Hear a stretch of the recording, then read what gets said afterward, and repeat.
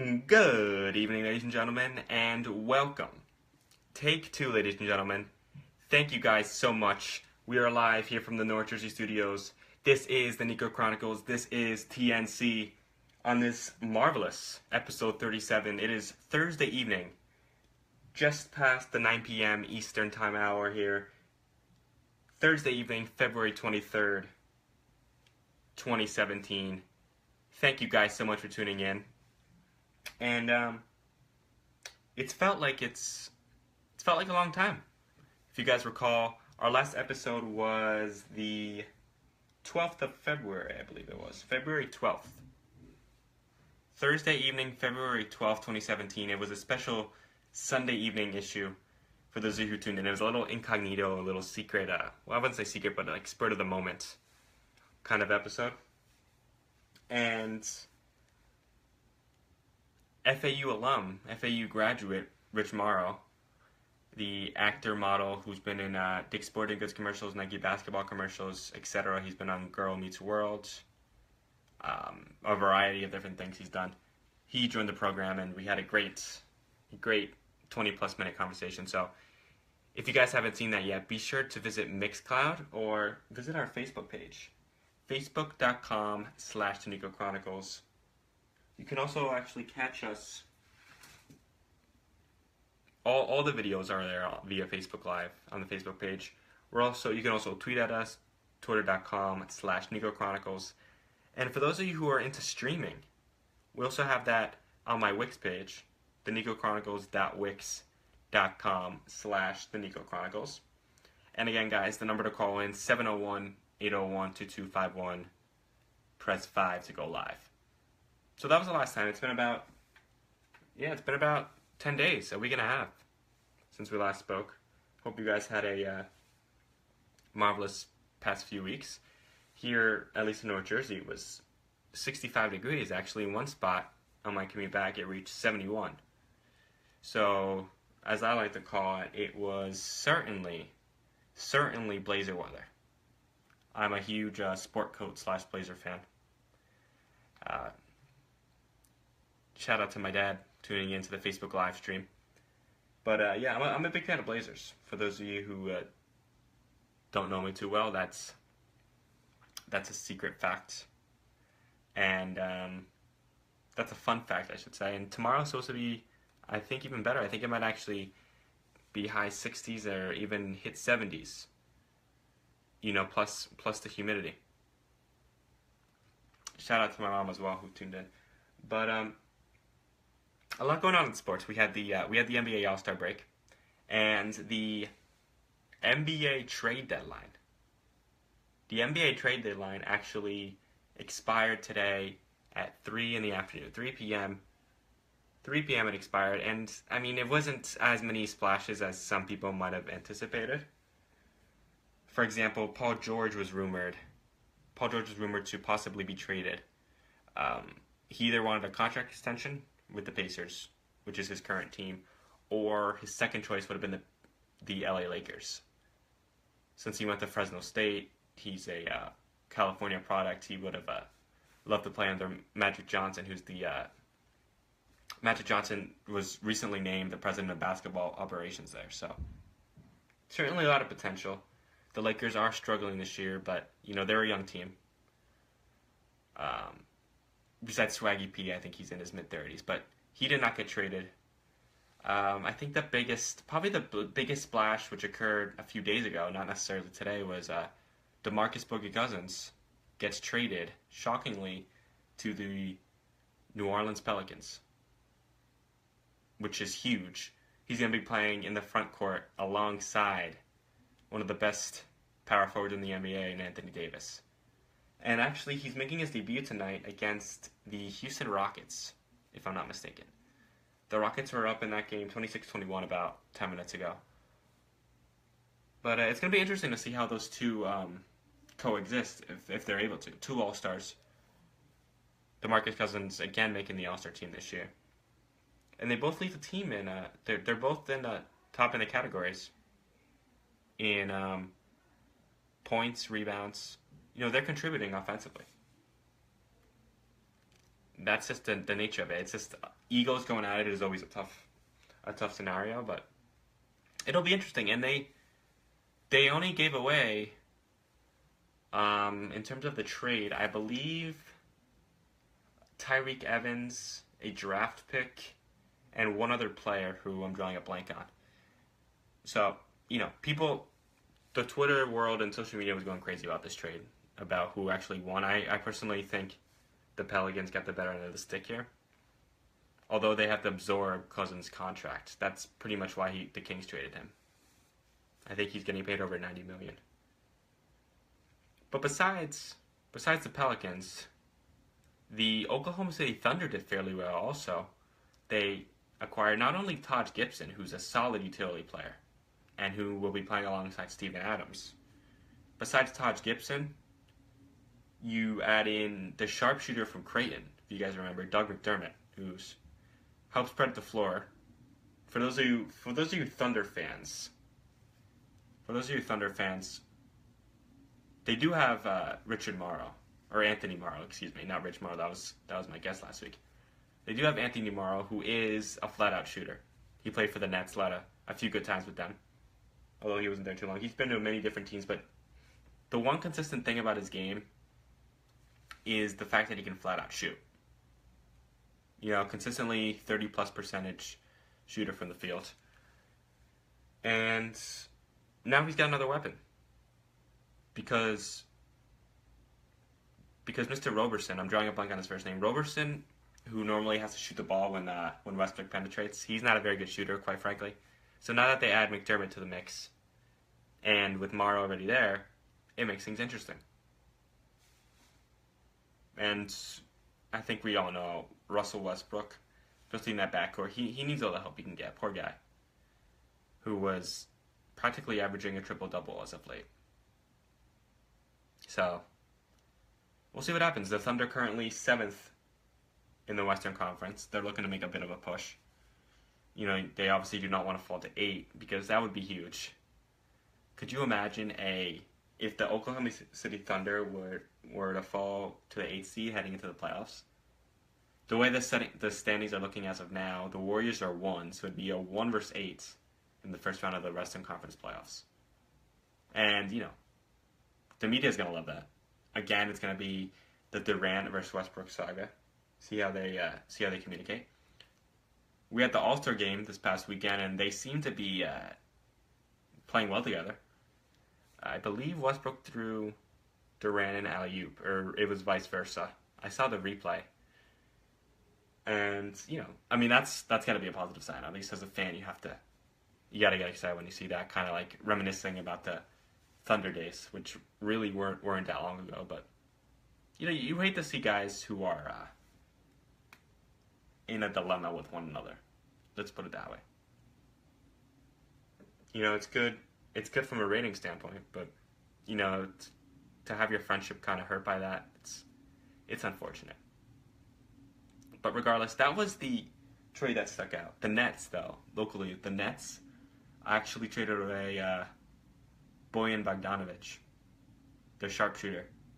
One of their better players on the team, actually. The Nets are currently 9-47, those of you wondering, and that's literally the worst in the National Basketball Association. So, round of applause to the Brooklyn Nets. They came a long way since Mikhail Prokhorov invested that money, Remember this? Paul Pierce, Kevin Garnett. They added Jason Terry as well. That was only about 3 or 4 years ago. It was kind of that win or bust mentality. And unfortunately, they busted. Jason Kidd was coach at the time. A fresh coach. He didn't really know what he was doing. I know Garnett, I don't think, took him too seriously since he was actually older than his head coach. That's sort of an awkward situation.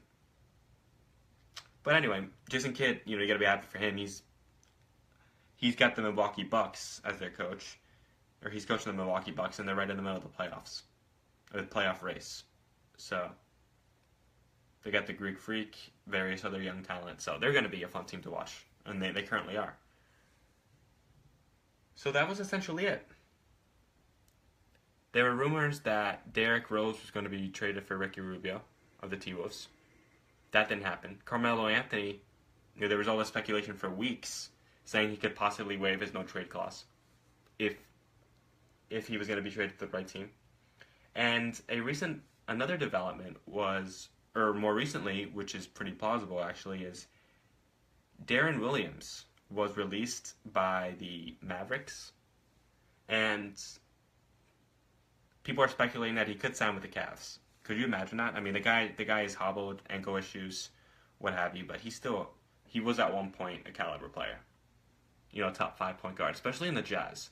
Once he went to the Brooklyn Nets, he kind of declined. I don't know if it was the environment, too much pressure, what have you. But yeah, I mean, we'll see what. And speaking of the Mavericks,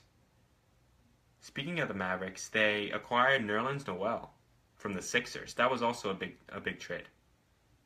Nerlens Noel, who has been injury prone as well, but he hasn't been playing as much because of Nerlens Noel, or because of Joel Embiid and some other guys. He gets traded to the Mavs for Andrew Bogut.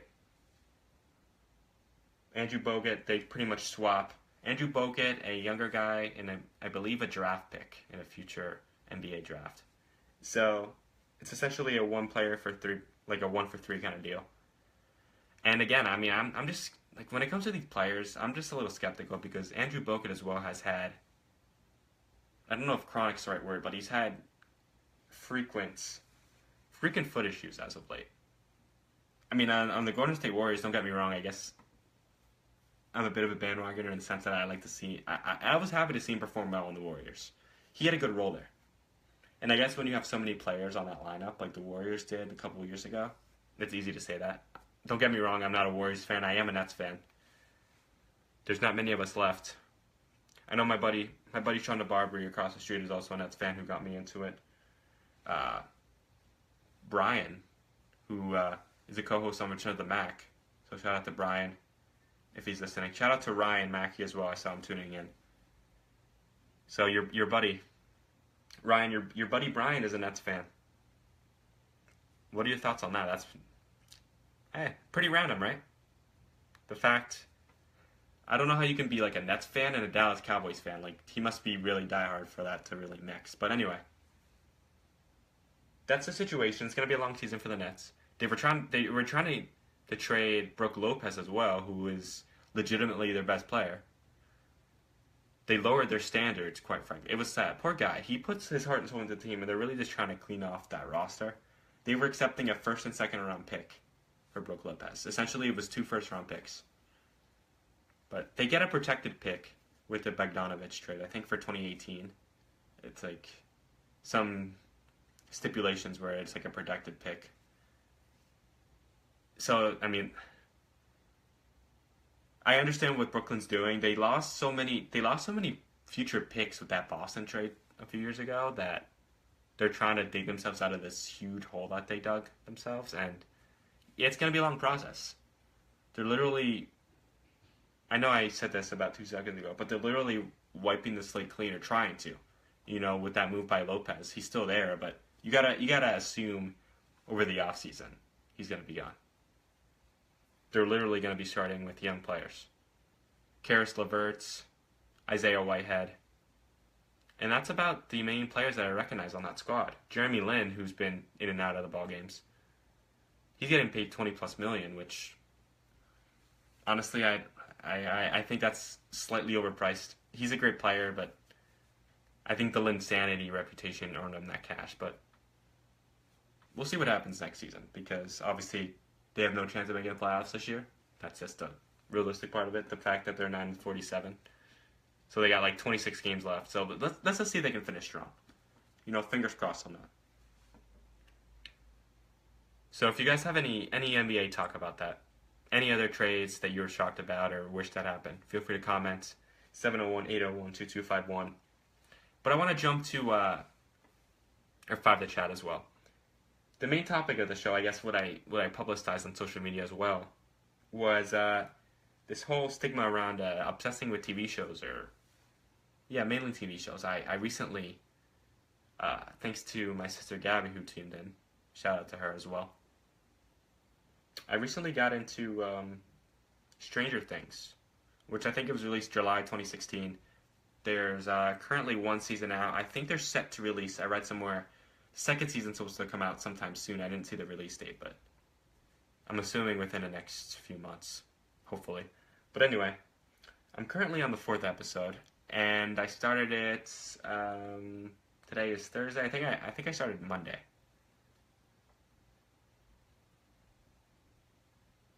Halloween?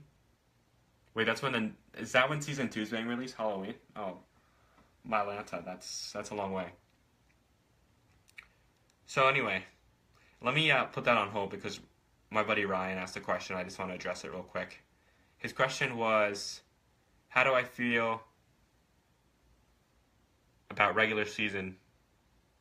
Yeah, how do I feel about in the regular season about these super teams being built? Well, entertainment value has gone, like, compared to even let's say like 10 years ago, it's gone entertainment value from here to here.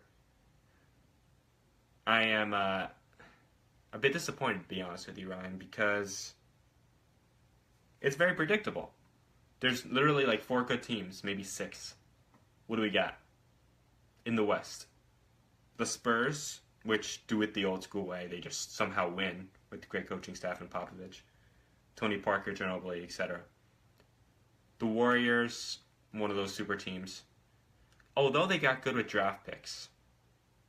You know, Klay Thompson, Draymond Green, Steph Curry, those guys, that was just great strategy by the Warriors. That paid off for them. You know, there was a bit of a waiting game with that, but anyway. They pick up Durant, which just boosts them even more. You know, maybe the Thunder and the Clippers. Would you guys agree with me in the West? I mean, I can't really. The Blazers are okay, but they're not maybe a 6 seed. And then you look in the East. Cavs, obviously. We have. I'm trying to think. The Cavs, Toronto Raptors, Boston Celtics, and I'm drawing a blank on maybe a 4th potential team. No one else really sticks out. The Knicks, no way. Pacers, maybe they're in 6th in the East. So that's essentially it, quite honestly. And I'm sorry. Yeah, thank you, Wizards. I was drawing a blank. I have a lot of respect for the Wizards. I mean, I think they're one good player away from being a great team. Could you imagine if they had gotten like someone of DeMarcus Cousins' caliber? Or if they got him, let's be real. If they had gotten him in the trade deadline, that would have been sick. I think they would have. Stephen A. Smith said this too, I think, but I think they probably could have made it to the NBA Finals or at least the Eastern Conference Finals, quite honestly. And again, who do they have? John Wall, Bradley Beal. Is the Polish Hammer still there? Martin Gortat. I think he's still there. That's pretty much it. I mean, the backcourt does all the damage in that situation. So they rely on their speed, youth, and athleticism. Trevor Ariza is a great player. I love him as well. He's like one of those tricky shooters who's very good from the elbow 3. So they're a fun team. I like to see them. But this whole superpower situation, it upsets me and it kind of bores me because it's predictable in that sense. That's the point I'm trying to get to in that matter. I mean, that's why I'm going to be happy if some team comes out of the woodwork, comes out of nowhere, and just shocks everybody. You know, I love Kyrie Irving, and the Cavs are fun to watch, and I respect LeBron, but I mean, I'm really waiting for some random team in the East to just get on a streak and knock out the Celtics, or knock out the Cavs. And you know who it could possibly be? The Boston Celtics. I mean, I think they always play the Cavs tough. Like, talent-wise, they can't compete, but Isaiah Thomas, Crowder, Al Horford, they got a good squad in Boston. Brad Stevens has a good-looking team. Certainly for the future, obviously they want to win now, but they're also a young team. It really comes down to the youth and athleticism and the coaching. I know that's easier said than done.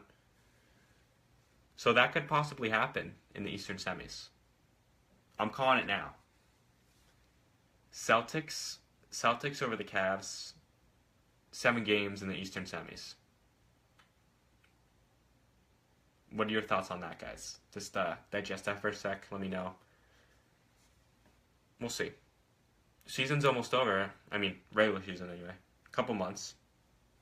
I think it's officially over mid-April, and then the playoffs begin through the NBA Finals in June. So I guess if we're looking at it, we got about 4 months left when it's all said and done, including the postseason. So makes me sad. Hopefully it won't go by too fast. But we shall see. And the Hawks are also a decent team in the East. Forgot about them as well. So keep an eye out for those guys. But in terms of the media world, or the television world, on Netflix, Stranger Things is a very good show. If you guys haven't checked it out, it's science fiction. I've obsessed over it, as I said. I'm on the 4th episode currently. Going to be watching probably the 4th episode later tonight. Not going to lie to you. Essentially, how can I give you guys a synopsis without like spending half an hour? Well, I guess basically it takes place in 1983 Indiana, which, you know, off the bat you're like, 80s, you know, as a millennial, am I gonna really enjoy this? But it's actually, they make it good, they make it modern, so don't worry about that. And without giving too much away, it starts out with a boy. He's about 13. I think his name's Will. Yeah, I still don't know all the characters. But Will, he goes missing, and by what they describe, he pretty much disappears into like an alternate universe. And pretty much he switches with a girl around the same age who pretty much has telekinesis and mind powers and doesn't talk too much. But she's trying to help Will's friends find Will. And that's pretty much where we're at right now. So it's interesting. If you're into the whole science fiction, parallel universe, alternate universe, whatever you want to call it. If you're into that kind of stuff, and you're into shows that like keep you hooked, quite honestly, then I suggest you at least watch the first episode and see what you think. I mean, they're like 45 minutes to an hour, so you gotta be willing to dedicate that time, but it's a good show. You can easily binge watch over the weekend. Yeah, 11. Did you watch the whole season, Ryan? I'm assuming you did. Yeah. I've seen, so far I've seen that the girl is named 11, for you guys wondering. She has like a little tattoo on her wrist. And I've seen her lift a few things. I've seen her crush a Coca-Cola bottle. I've seen her crush the aluminum bottle. Yeah, pretty cool. I just don't understand, I guess, does she exert her brain so much that when she does this stuff, like, what's up with the nosebleeds? Have you noticed that? Like, does she exert her brain so much that like it just triggers like a vessel pop? Is that what they're showing there? Like the brain activity is so crazy that she starts bleeding. I'm assuming that's what's that about. I'm assuming that's what they're trying to get at. But yeah, it's quite a conundrum going on because they discovered somebody in a lake. One of the main characters has been discovered in a lake where I'm at. I'm not gonna say a name. I don't want to be the spoiler dude. I don't want to be that guy. So that's where I'm at with that show. If you guys have any more recommendations, let me know as well. Even though I don't want to be like investing all of my time, all of my free time on Netflix, but still, I will gladly accept recommendations. I haven't seen Breaking Bad. I heard that's a good show. I heard it kind of has to grow on you. So, you know, I don't know if I have the patience to like really like watch that episode before I get into it. But yeah, that's pretty much where I'm at in terms of television. It's also happy TGIT. Thank God. Thank goodness it's Thursday. For those of you Grey Anatomy fans. Scandal, How to Get Away with Murder. I love all those shows. I haven't really seen Grey's Anatomy. Tonight's the night.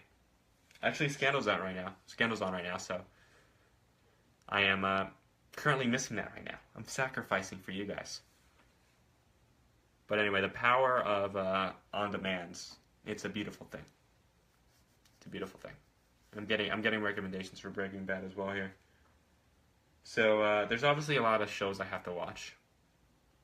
I was hooked on Orange is the New Black for a while, and then I just stopped watching because I'm currently using my sister's Netflix. So I took a break. I didn't want to be like using it for a while. And then I think it was season 2 ended and it was like a long gap. Like, I hate the whole suspense of the long gap in between seasons. It's like you kind of like mess yourself up when you binge watch because they haven't finished filming or they haven't released a new season yet. So then you're like, oh, what do I do for another like year, another few months before they release a new season? It's like the struggle is real on that when you get excited for a show. You know, but yeah, it's good. It's a lot of fun. It's a lot of fun, but yeah, I mean, I'll if I discover any new shows, guys, I'll be sure to you'll be sure to hear it on my personal account or on my Nico's Chronicles Facebook page. Very vocal about new things. I dedicated a Facebook status to Stranger Things, so that's how you know the love is real right there. You know what I'm saying? But I want to thank you guys so much for tuning in to episode 37. Not gonna lie, it was a bit of a shorter episode, but thank you guys for watching. I took it a little easier today, a little more casual. I'm in the process of booking a few more guests. We'll see if one of them can appear, hopefully next week. I try not to make any promises to you guys. I don't want to let you down. You know what I'm saying? But trying for next week. Perhaps we will be back next week. We'll keep it at 50-50. I'll keep you guys, keep you guys on your toes. But either way, it's going to be a big one. Episode 38 is going to be a big one because it's going to be the first episode, whenever that episode is, going to be the first episode of March. That would make it, let's see, March 2nd, is it, I believe? March 1st or March 2nd would be episode 38, most likely. So a lot of exciting things in the works. Not only next week, but down the road. I've had some lined up, some guests who haven't worked out, and then they reschedule. And I'm hoping to bring one on, actually, who's in the music industry.